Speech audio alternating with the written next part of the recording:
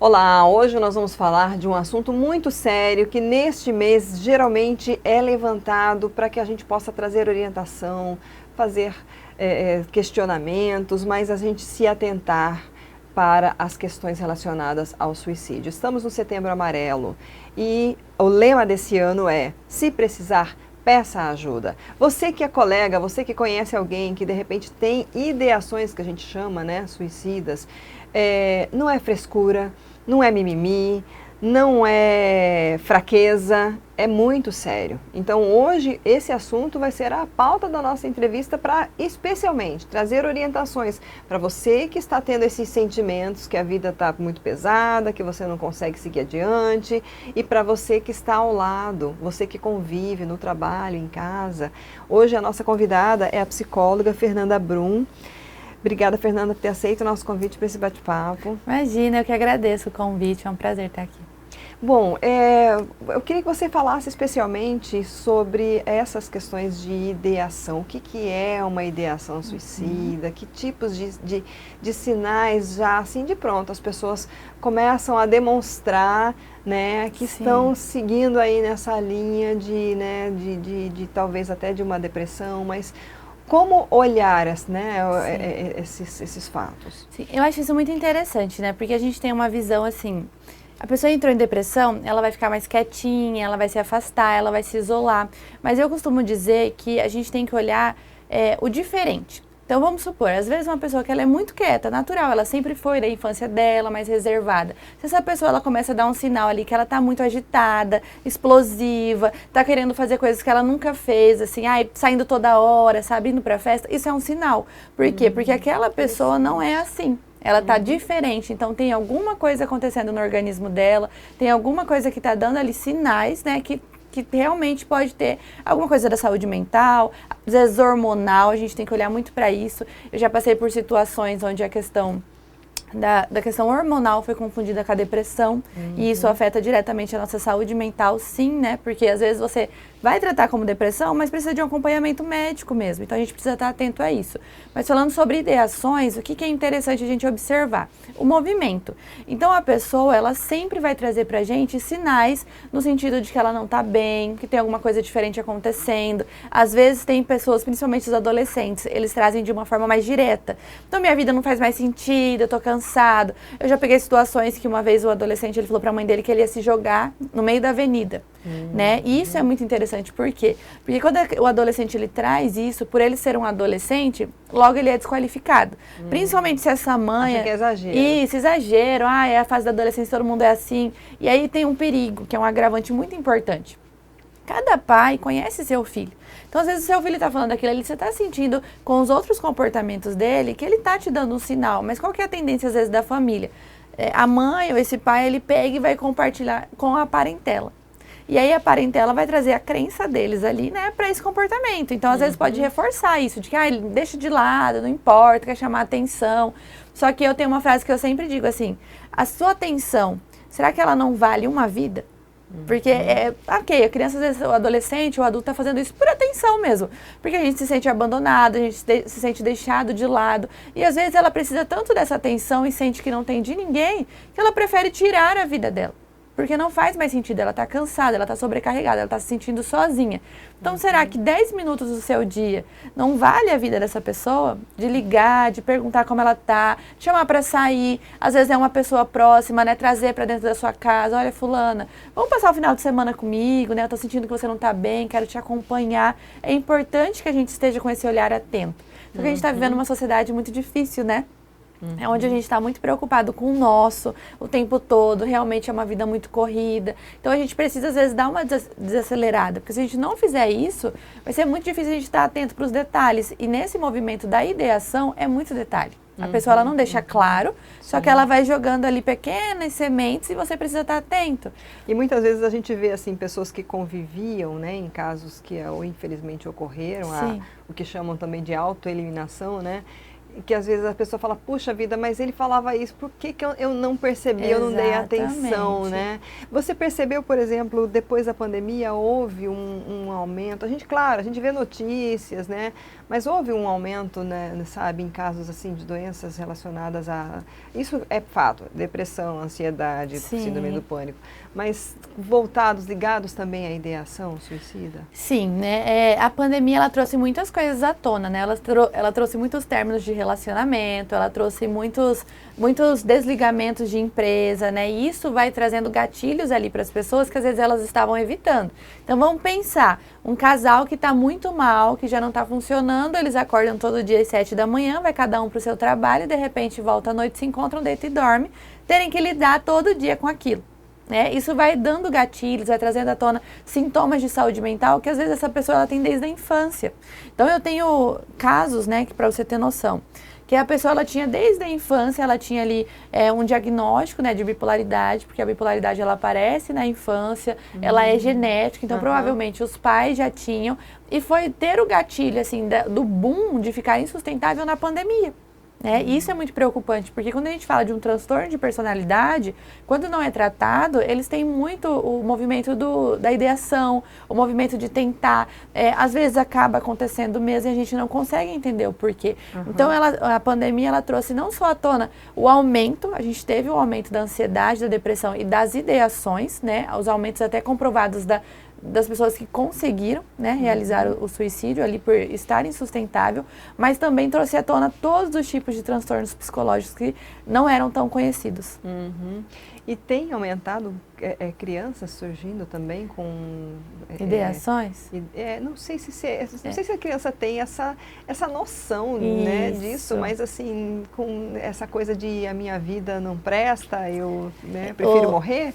Lidice, isso é uma coisa que faz muito sentido assim, a gente falar, porque as pessoas elas costumam olhar para a criança com essa inocência mesmo, né? A gente tem duas vertentes, ou a criança é muito inocente ou a criança é tratada como adulto, né? Que é o perigoso. Mas a criança, ela tem sim, por quê? Porque o reflexo da criança é o lar dela. Então vamos pegar uma criança às vezes que não tem a presença dos pais, ou que já desenvolveu ali pequenininha, já tem os sintomas do gatilho de uma bipolaridade. E começa a ter sentimentos que ela não sabe lidar porque ela ainda está descobrindo o que são as emoções. Ela pode ter comportamentos que a gente não vai conseguir explicar para ela, porque às vezes nem a gente entende. Quantos adultos eu atendo que eles às vezes descrevem, eu tô com muita raiva, mas aí eles vão descrevendo a situação e a gente vê que na verdade é tristeza. Não consegue dar nome para o humor. Imagina uma criança, às vezes ela não consegue, só que ela acaba assim indo por caminhos de se colocar em perigo. Então, a partir do momento que eu me coloco em perigo, eu tenho a compreensão de que aquilo ali não foi um acidente. Foi algo pensado, algo calculado. Mas ainda por não ter esse laudo fechado, né, da criança, será que ela consegue ou não? Muitas vezes, sim, os casos que acontecem são fechados como acidente. E são registrados como acidente. São registrados isso, né? como acidente. Não existe um registro de suicídio infantil de criança. Não, é como acidente. Então, às vezes, tem uma situação que eu me lembro que aconteceu uma vez, que foi nítido, né? Eles pegaram a câmera, tudo, que a criança, ela se jogou na piscina. Ela se jogou mesmo, assim, ela parou, ela olhou, ela sentou, não foi assim, tô correndo e caí, ela se jogou e ela não sabia nadar, ela acabou sofrendo ali, ela faleceu, só que no laudo dela foi descrito como acidente, mas aí a gente vai pegar o histórico, né, que isso é muito importante. Então, qual é o histórico dessa família? Qual é o histórico dessa criança? E aí, se você vai fazendo a conexão, se fosse um adulto, seria fechado ali como suicídio. Bom, a gente... falando aí desse lema, né, que foi lançado aí no Setembro Amarelo pela Associação Brasileira de Psiquiatria, se precisar, peça ajuda. Como fazer? Primeiro, assim, que orientações você pode trazer, assim, para a pessoa que tem essa percepção e quer pedir uma ajuda, ou até, assim, para quem está próximo, o que fazer para ajudar? Sim. Agora, falando já um pouco, né, de questões até práticas, né? Isso.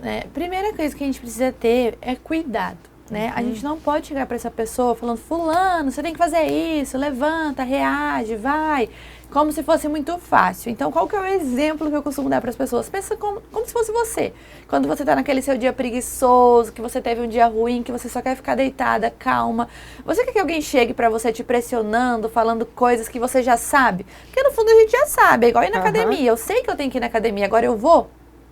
Não vou. Então, o melhor movimento é ter cuidado. Olha, se você precisar, eu estou à disposição, eu quero te ajudar. Vamos fazer alguma coisa? Ah, eu não quero. Então, eu posso ficar aqui com você, né? E isso é claro, numa situação que a pessoa já está mais grave, né? Mas pensando em pessoas que estão dando sinais, porque às vezes a gente conversa com a pessoa ali e a gente percebe que a pessoa não está bem, só que essa pessoa ainda está trabalhando, ela está movimentando a vida dela. Então, a gente pode trazer de forma tranquila, assim, fulana, como é que você tá? Eu quero ir tomar um café com você, com os homens, às vezes que é mais difícil esse acesso. Vamos jogar um futebol, né? E vai entrando ali tranquilo. A melhor forma que eu vejo é você trazer a sua vida. Então, olha, a minha família, né, tá bem, só que às vezes eu tenho umas dificuldades, isso me deixa triste. E é interessante isso, porque pra gente falar sobre saúde mental, a gente tem que entender o que é saúde mental, não assim ao pé da letra, de forma científica, mas no sentido de cuidado. Se eu não cuido de mim, dificilmente eu vou conseguir ajudar outra pessoa. Porque eu vou levar para outro lado. É frescura, você não dá conta, é assim mesmo a vida. Olha, a fulana tem 10 filhos, trabalha. Então, tem sempre uma comparação, exatamente, né? É muito delicado. Então, a melhor forma é, se você não tem estrutura, e isso é muito importante, sabe, Lídice?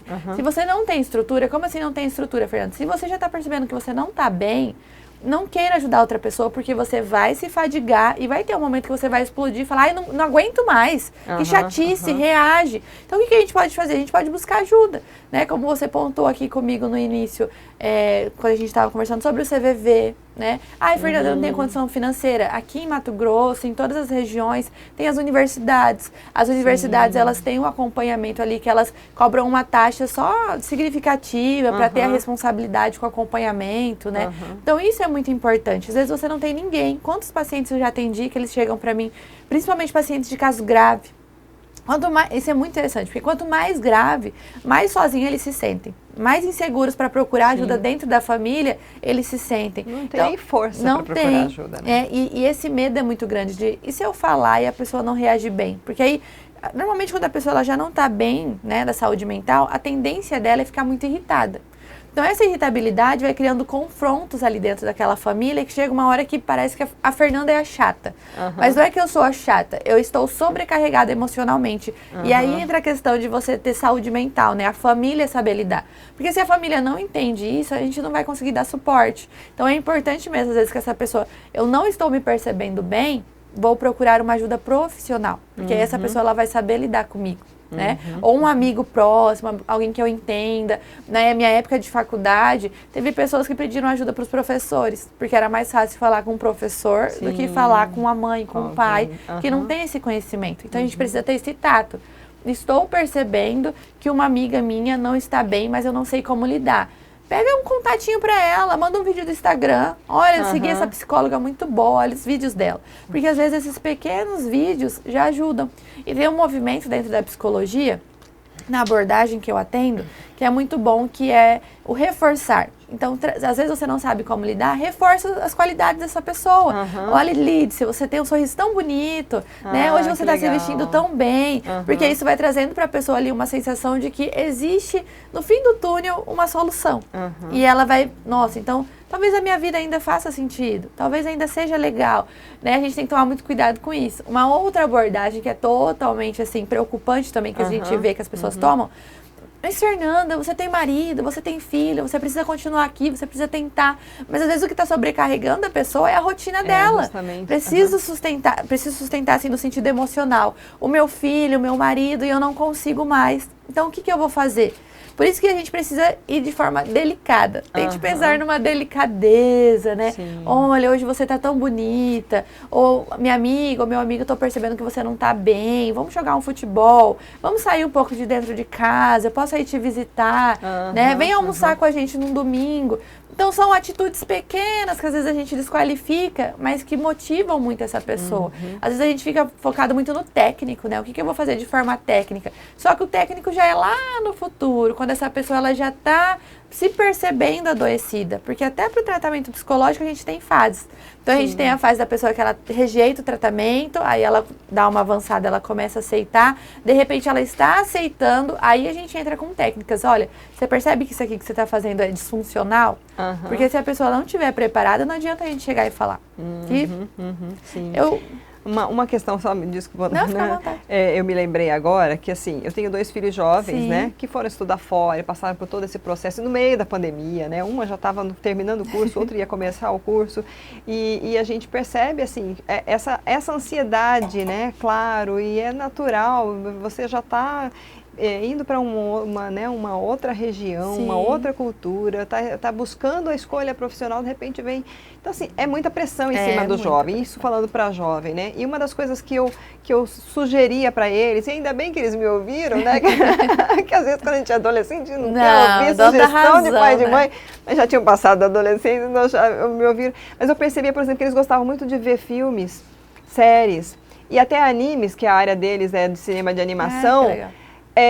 Muito depressivos mesmo, pesados, com histórias pesadas. Sim. E aí, naquele momento, eu falava assim, escuta, eu sei que vocês gostam, terror, sei lá. Isso. Eu sei que vocês gostam de assistir essas coisas, mas acho que nesse momento vocês podiam dar um tempo disso daí, sabe? Vamos ver mais comédia, vamos ver coisas, sabe? Sim. Vamos relembrar os desenhos que a gente gostava de assistir na infância. Exato. E eu comecei a dar essas sugestões e isso os ajudou. Que bom. Né? Então, assim, esse tipo de coisa, você falou de vídeo, né? Na internet, de psicólogo, Sim. gente que dá... Mas, assim, você estar junto e propor... Às vezes a pessoa não quer sair de casa. Exatamente. Não tem ânimo para jogar futebol, para nada. Isso. Mas você estar junto e, de repente, trazer esse tipo de conteúdo ajuda? Pode ajudar? Com certeza ajuda. E isso que você falou é muito interessante. Às vezes a pessoa ela não tem ânimo pra nada. E aí você chama, você fala, ai, mas eu fico chamando fulano, ele nunca vai. Mas aí... vem uma cobrança em cima, né? Isso. Você nunca vem, né? Mas essa é a virada de chave, sabe, Lídice? Que é assim, você nunca vem, mas eu continuo te chamando. Você é importante pra mim, eu não desisto de você. E qual que é o movimento que as pessoas têm? Desistiu de mim. Não me deixa. Eu atendo uma paciente, só pra você ter uma noção. Ela foi diagnosticada com bipolaridade e ela tava passando... A bipolaridade, ela tem 2 tipos, né? O mania e o depressivo. No caso dela, era o depressivo. Então, quando ela entrava no estágio bipolar, ela entrava em depressão. Que aí é aquela fase que nada faz sentido, que eu não quero a minha vida, abandona a faculdade, né? E aí, qual era o movimento? As amigas, elas chamavam ela pra sair e ela não tinha ânimo. Mas o que ela falava pra mim? Ela falava, Fernanda... Mas era tão importante pra mim quando elas continuavam me chamando, que me dava a sensação assim, não esqueceram de mim, né? Só que sobre a questão do vídeo que você tá falando, faz muito sentido. E isso é muito preocupante, inclusive hoje em dia, para os adolescentes e para as crianças. Porque as séries, os filmes estão muito pesados. E é por isso que os pais, né? Eu falo, faça terapia, pai, para você não passar seu trauma para os seus filhos, porque os seus filhos hoje em dia eles vão ter traumas à torta e à direita nesse mundo que oferece pra eles, sabe? Esses dias eu fui assistir uma série super recomendada, assim, sabe? E quando eu não consegui assistir 3 episódios, sabe? Adolescentes na escola com relacionamentos abusivos, com dependência química e pesado, bem explícito, assim, sabe? Imagina uma criança ali, porque você com 13 anos, você ainda é uma criança. Você não tem estrutura para lidar com aquilo. Aquilo vai te trazer um peso tão grande e um senso de que aquilo é realidade. Eles estão com acesso livre. Muito, telas, e né? é uma tristeza, sabe? Porque os adolescentes das séries, como você falou dos filmes, entram nesse movimento porque eles estão tristes, estão depressivos. O peso que isso traz para sua vida. Então, não faça isso. Evite isso. Se você já não está se sentindo bem, ouvir aquela sua música depressiva que vai te fazer chorar, não vai te levar para lugar nenhum. Né? Procure vídeos que, como você falou, às vezes de momentos que foram felizes pra você, né? Olhe suas fotos do momento que você tava com alguém que você ama, que foi legal, né? Tenta mandar uma mensagem, mesmo que difícil, assim, sabe aquele oi seco? Manda pra alguém, pra que você tente... Áudio, né? Isso! Desenvolver esse diálogo. Não, porque... Quanto mais a gente se isola, mais perigoso fica. E hoje em dia a gente tem também um desenvolvimento muito grande nos jovens, que é a ansiedade social. E aí quanto mais eu me isolo, mais difícil fica socializar. Porque eu não sei lidar com o ser humano, eu não sei... E aí eu entro naquele ambiente, ele vai me dando agonia, eu quero ir embora, eu tô cansada, aquilo não é legal. Então a gente precisa desenvolver esse lado também, porque o ser humano é sociável. Então quando eu tô ali num grupo que faz sentido pra mim, que é divertido, mesmo que eu não fale nada, aquilo ali vai me dar energia. E com o tempo eu vou conseguir interagir melhor. Isso é importante. Bom, a gente tem vários dados, eu acho que essas informações, esses números estão sempre sendo divulgados. Mas assim, eu acho que nem cabe no tom que a gente está na conversa aqui. Eu queria encerrar, que você trouxesse aí dicas ou assim, o que você considera fundamental? A gente já falou tanta coisa bacana, né, gente, aqui, então assim, o que você considera fundamental?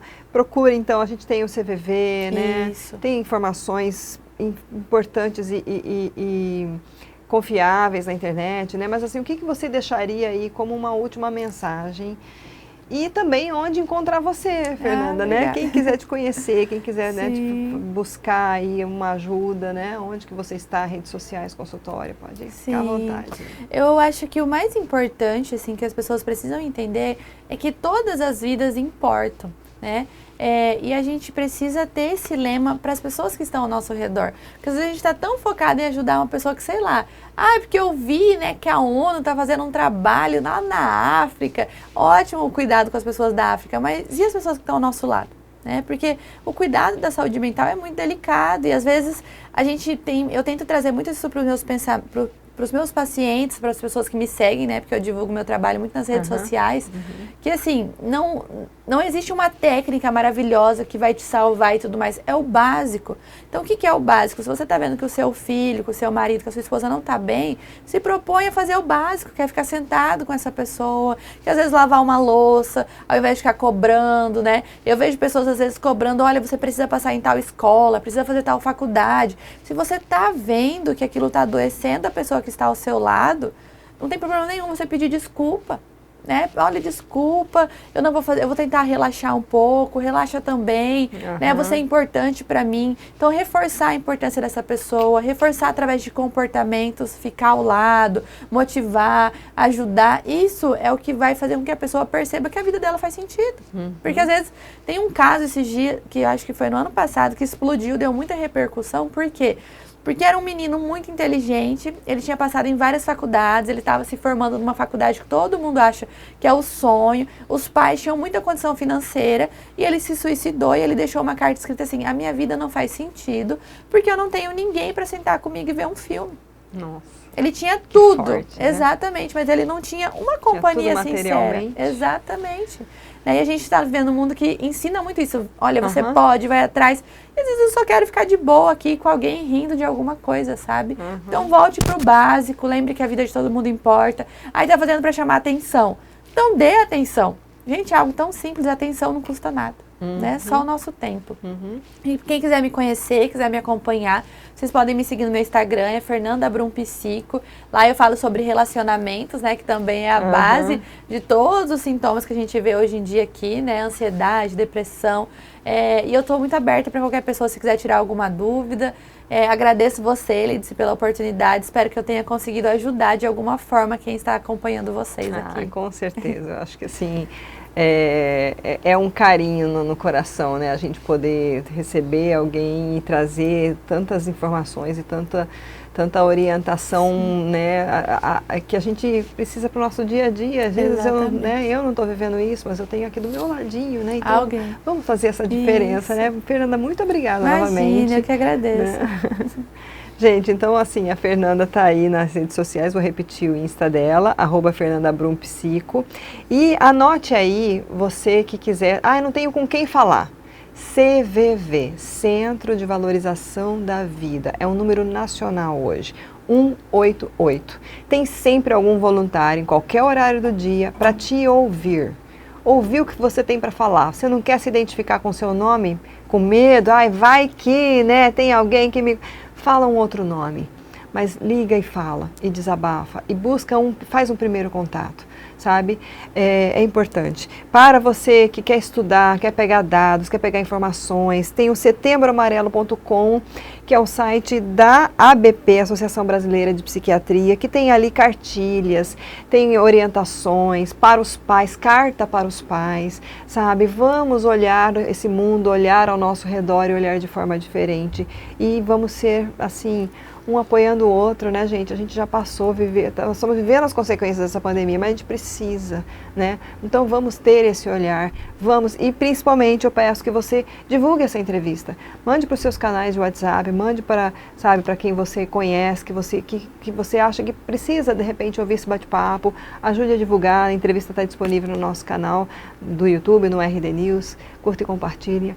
E vamos viver a vida da melhor forma, de forma leve, né? Tá tudo tão difícil, então Vamos lá. Obrigada pela sua audiência. Até a próxima.